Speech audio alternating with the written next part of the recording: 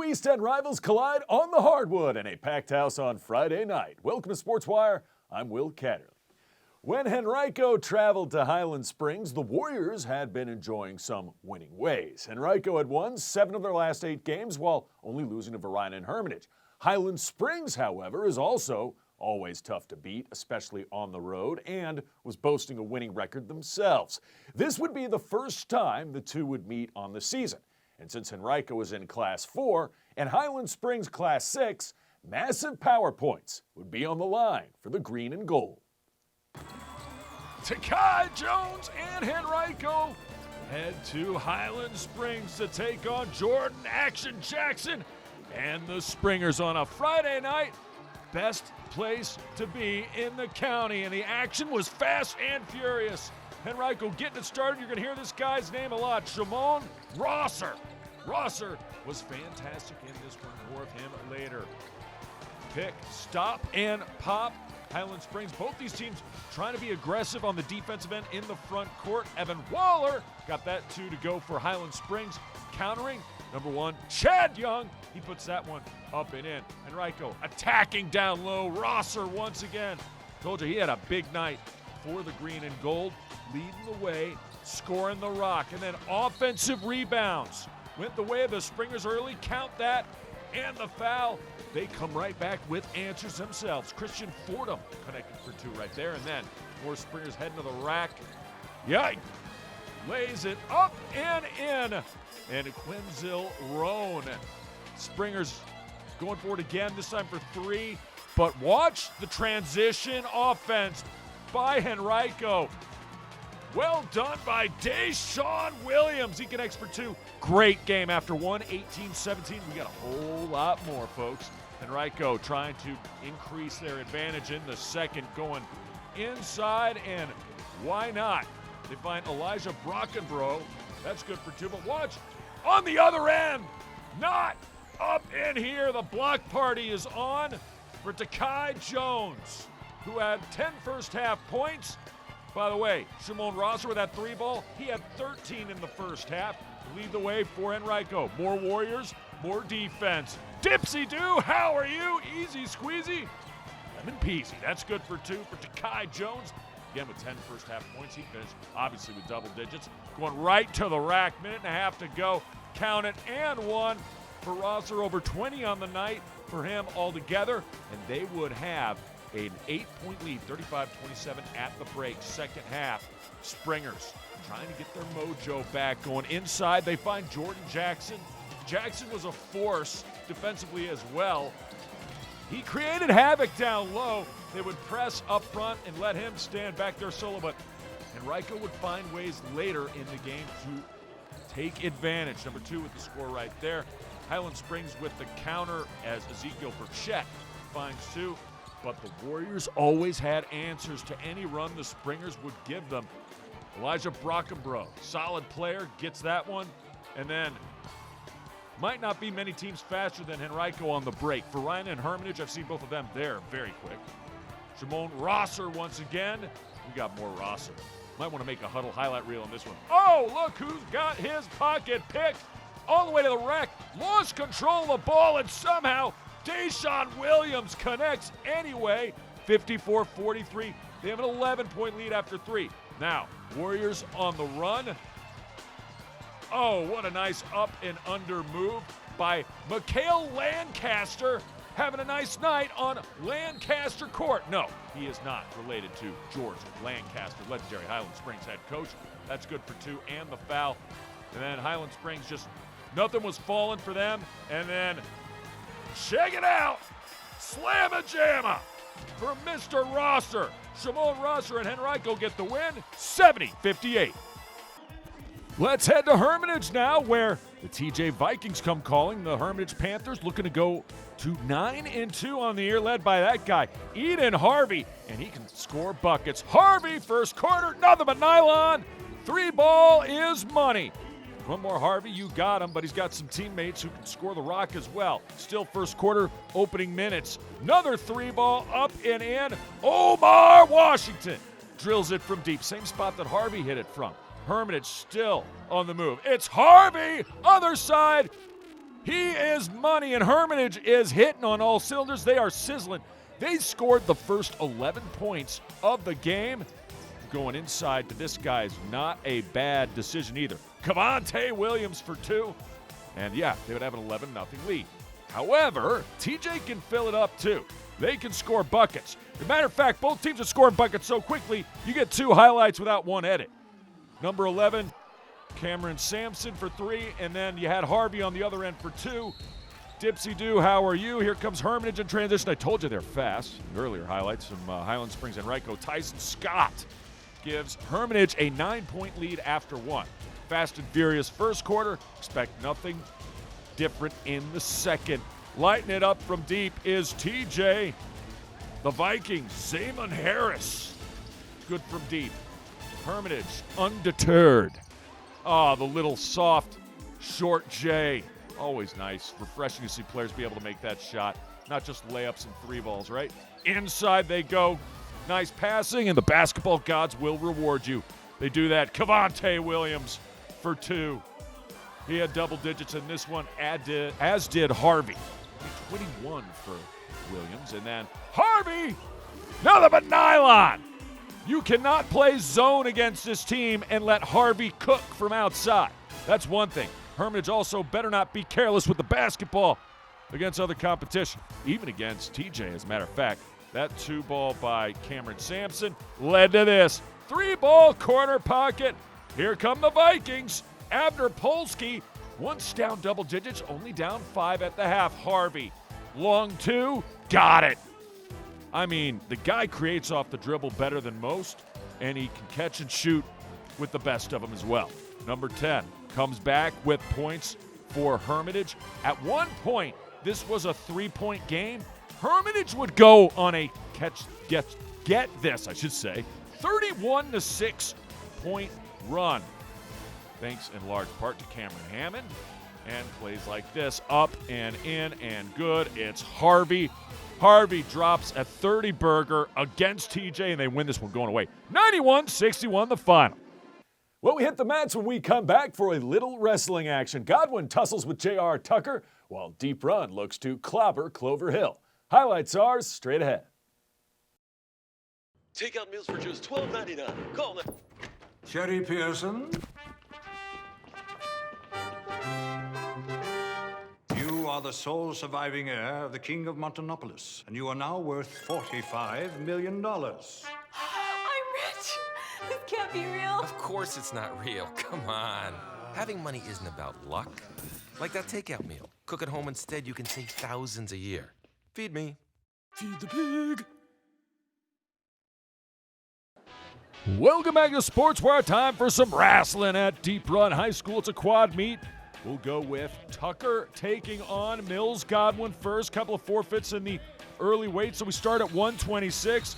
William Hegeman gets the pin on Serapio Baca. Godwin would have a 12-6 lead. Godwin looking good at the lower weight classes. Eamon Forrest, he's on top of things against Carlos Chavez of J.R. Tucker. Forrest going to get Chavez into a predicament here. And sometimes the toughest thing to do is just not getting pinned. But Forrest takes care of business, gets the pin, and Godwin off to a good lead. Tucker would come back, however. Isaiah Ford has his man Cam Myers in big-time trouble. He gets a 2-point takedown, and most importantly, yeah, I see you, he gets the pin. Tucker on their way back. Let's go to weight class 150. Godwin looking to regain momentum. They get a 2-point takedown from Dmitry Oleksienko. And then Oleksienko gets a win over Neil Zerson and takes the victory at 150, getting the pin. We move to 157. Gavin Schuster against Owen Borchers. This match between these two teams would go back and forth all night long. This is one of the few that would not end in a pin, instead just in decision, and Godwin gets that one. So they're right back in it. This was nip and tuck the whole way through. Let's go to 165. Joseph Noel against Brandon Fecht. 2 points for Fecht of Mills Godwin, but it's a reversal of fortune as Noel comes back. Oh, the ebbs and flows of some of these wrestling matches. This was one of them where Fecht had a decisive advantage, but Noel came back to get the pin, and that would be paramount for Tucker. We go to 190. Cameron Watkins against Hayden Watkins.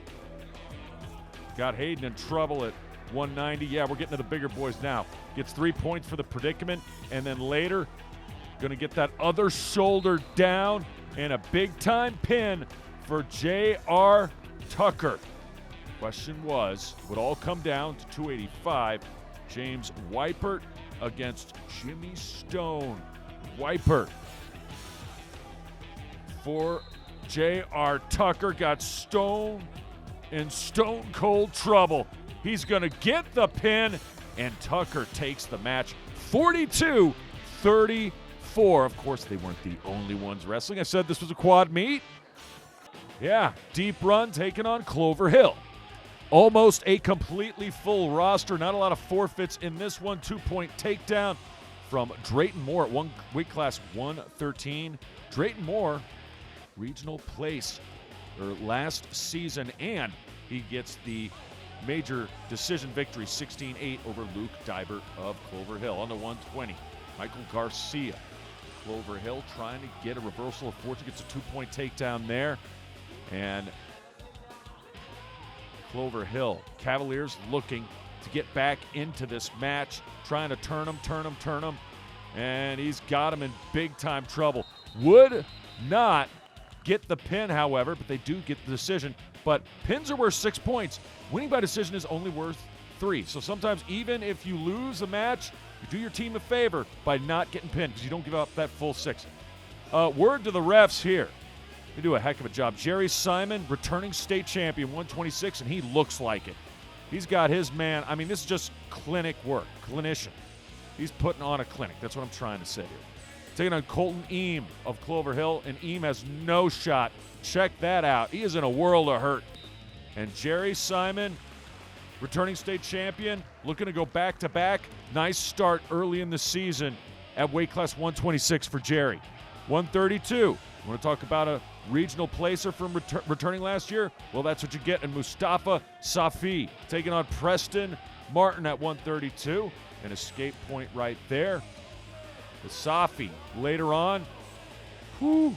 Boy, he's got Martin in big-time trouble, and he will eventually get the pin here at 132. Deep Run up a lot to a little. They were not done. You want to see more pins? We got them. Weight class 138, Ben Fox going to take on Braden Reveley. Seen right here. And look at that 2-point takedown right there. That's good. And Fox circles his man. All about leverage. Leverage and strength and power moves. He's got them all. Fox going to take down Braden. Braden just trying to outlast the period here. Trying to get through to the buzzer. Not going to do it. Nice job keeping him in the circle because out of bounds it would have to have to restart. Anyway, it's a pin for Fox at weight class 138. We go to 144. It is Brennan Loving. And no relation to head coach Alex Loving. 2 points there. Loving taking on Eric Gonzalez of Clover Hill. Loving 2 more points, stacking up points, but he would like a pin. And he is going to go for that right here. 2-point takedown for sure. Predicament, yes. Could be a major decision, but no. He wants the full 6. And Gonzalez in trouble. And Brennan Loving is loving it, as is his coach, Alex Loving. They get the pin. Deep Run up huge in this one. By the way, later they would beat Godwin 63-12. This one they would win by even more. We go to 150. Michael Guides taking on Caden Webb of Clover Hill. Clover Hill normally has a lot of great wrestlers. Deep Run returns a ton, though. Regional placers and defending state champions, as we saw in Simon and company. But Clover Hill, nice move there, trying to get the reversal. Instead, uses all the energy up, and it's going to be almost a pin. Guides can almost, Michael's like right there. Really impressed by Caden Webb. He does not allow that pin to happen. Gets 3 points for being in some serious predicament trouble there. And Deep Run.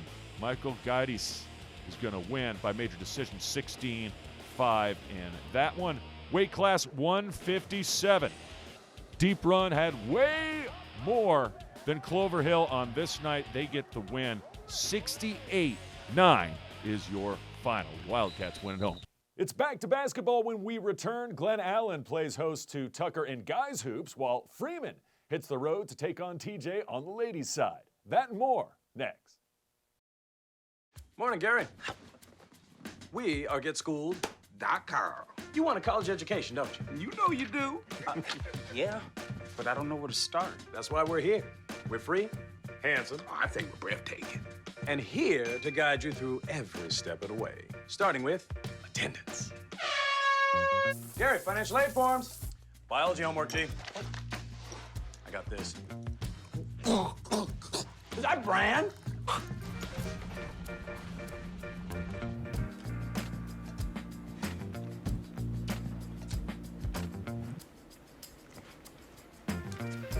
Colleges love extracurricular activities. Chess really isn't my thing. I got this. Doesn't matter. Go ahead. Picking a college, man. You and us go together like tacos and Tuesday. And I love tacos. Fire and ice. Those don't really go together. Go to GetSchooled.com for more info. Welcome back to Sports Wire, and let's go shopping at the mall, at Regency. Just kidding. Let's go swimming at the mall. It is Nova Aquatics at Regency. And we've got Godwin, we've got Glen Allen, we've got Henrico, we've got Tucker, all involved in this. We've got the boys, 200 individual medley. Pablo Silva Mills Godwin first place. His teammate Jonathan Payne of Godwin in second. Judson Lifsey of Glen Allen who finished third. Girls 200 individual medley. Backstroke, that was Shayla Parker of Hermitage, and there's Claire Holloway of Glen Allen. But the winner of this one would go to Limi Mayashida of Glen Allen with a time of 2:16.34. Gabby Clemens, her teammate, finishes second at 2:18.21. Sophia of Godwin, 2:21.01 in that one. Time for the quick ones. The boys 50-yard freestyle. And the winner of this one, yeah, you guessed it, it's a really short race. Godwin and Glen Allen going at it, and a lot of these races was between those two schools. But Remy Witzel of Godwin gets a win, 24.79 seconds. Aiden Hawthorne of Glen Allen second. Jack George of Henrico finished in third place with a time of 28.05. Well, that's the guys' 50-yard freestyle. Let's see the girls' 50-yard free, and it's really just 2 laps. 1 lap towards you, if you're the camera, like our man Chris Schertz is, and then 1 lap back. And again, it's a Glen Allen and Godwin show. Gabby Clemens, once again, already placing in the 200 individual relay medley. She wins 50-yard freestyle, 26.82 for Glen Allen. Abigail Wang, second place, 27.04 for Glen Allen as well. Moving on. Boys 100 butterfly. That was Matthew Rivas of Godwin. And Glen Allen, Ryan Strugian getting the win. Could be Strudgeon. 52 seconds, .21 over Matthew Ross of Godwin on Mark Maiden of Mills Godwin. The boys 100 freestyle. This would go down to 1/10 of a second. I mean, we talk about sports being a game of inches. Swimming is a sport of 1/10 of a second. And Cameron Cook, he was cooking. He won 49.38 over Adam Fisher of Godwin, 49.48. I mean, talk about a finish right there. Yeah, Verina was there as well, backstroke swimmer doing her thing, the girls' 200-yard medley relay. Hermitage, like I said, was there as well. But in the relay again, I don't want to sound like a broken record, but Godwin and Glen Allen, they got some swimmers. Godwin gets the win. Godwin Team A gets the win. Glen Allen finished second. Godwin Team B finishes third. And then the boys' 200-yard medley relay. Two teams in this one. My money's on Godwin because it's Godwin A and it's Godwin B, first and second place. 1 minute, 40 seconds in change for Team A, 1:44 and change for Team B. Back to basketball now. J.R. Tucker visiting Glen Allen. To the dish, slamma-jamma. Donnell Douglas. These are not your aforementioned Tucker Tigers. Well, they are the Tucker Tigers, but Adam Desgain's got this team playing great. They won 4 games in a winter break tournament as Glen Allen comes right back, and usually the stronger team at home when these two meet up. Knocking down the long 3-corner pocket. Nothing but nylon for Eli Watts. Check the wattage out on that. It's worth 3. Tucker, though, they got some scores. Look at that move inside. Jaden Bland. And it's tied at 16 going into the second quarter. So we got ourselves a ball game. Want more Bland? You got it. And, spicing things up a little bit. I usually say that about a couple players from Douglas Freeman, but we got a Bland over here at J.R. Tucker. Don't leave him open. He'll make them more often than not. There's a reason there's a tray on his jersey. Ferran, say hello to my little friend. Knocks down that trifecta. Then Tucker says, we'll see your 3, and we'll raise you another. That one is good for Donnell Douglas. Douglas is a guy who stirs the pot when it comes to putting in buckets, getting points for this Tucker offense. How about that move? That was so pretty. Degree of difficulty off the charts, but Friend makes it. Tucker trying to answer down 7. How about a little defense? Spin move, spin cycle, count it. Good for 2. And all of a sudden, Tyson Granderson gives them a 9-point lead, the Jaguars, I should say, at the half, 30-21. Tucker, though, no quitting the Tigers. This is a formidable team. You got to show up to beat this squad. They are good. Number 21, Jeremiah Hissio, gets that one to go. And then on the other side, Glen Allen had answers, and a lot was from wide open, long range. And Cam Tiller tallies that one for 3. Tucker losing control of that one. Buckets on the other end. Dallas Chavis and company in good position here as the Jags use late third quarter and early fourth to get some separation. Never looked back because, Ferran, say hello to my little friend. He had double digits in this one, 44-36 after 3. Tucker trying to get it going, but then transition basketball. Defense leads to offense, always works. Dallas Chavis for 2. And then Glen Allen putting the exclamation point on this one. 55-44, they get the win. Let's head to TJ. Little ladies hoops action. Freeman, the visiting team, and Freeman on the run. All the way to the rack, up and in. Michaela Porter connects with the layup for the easy squeezy deuce. And then Lady Mavs, more inside. Count that bucket for Natalie Murchie. Junior forward gets into the scoring book. Number 21 for TJ. She had it going. The bank is open. She connects for 2. She really was the Viking offense for TJ, and too many open lanes for Freeman early, and they were taking advantage. Number 15 getting the job done, Addie Morton. More from Freeman, you got it. In transition, more Morton. Sure. She connects for 2 again. A little sportsmanship there to boot. Freeman up double digits. TJ looking for answers. Gets 21 again. Another but nylon. She gets that one to go. Vikings showing some life. And their defense at times, created some traps, some turnovers. But Freeman, great passing throughout this one. Normally had answers. Murchie from long range. Mavs, this is a 3-ball. That'll work. That is good from the opposite corner, number 12, Riley Parker, 17-6 after 1. Yeah, that's just 1 quarter of play. Second quarter, more of the same. Freeman, great pass inside. And once again, Addie Morton. She's only a sophomore, but she can score the rock. Here comes Morton again, this time getting a dime. Finding her teammate, Meredith Stoneman. Stoneman connects for 2. More from Freeman. Just great passing all the way around. Ball fake, take it down to the floor. Easy deuce. Better than the long J. Well done by Murchie. Tell you what, between Murchie and Morton, the M&M show. As Murchie adds on again. All Freeman in this one. Splash Zone City. Number 24, Molly Bannister.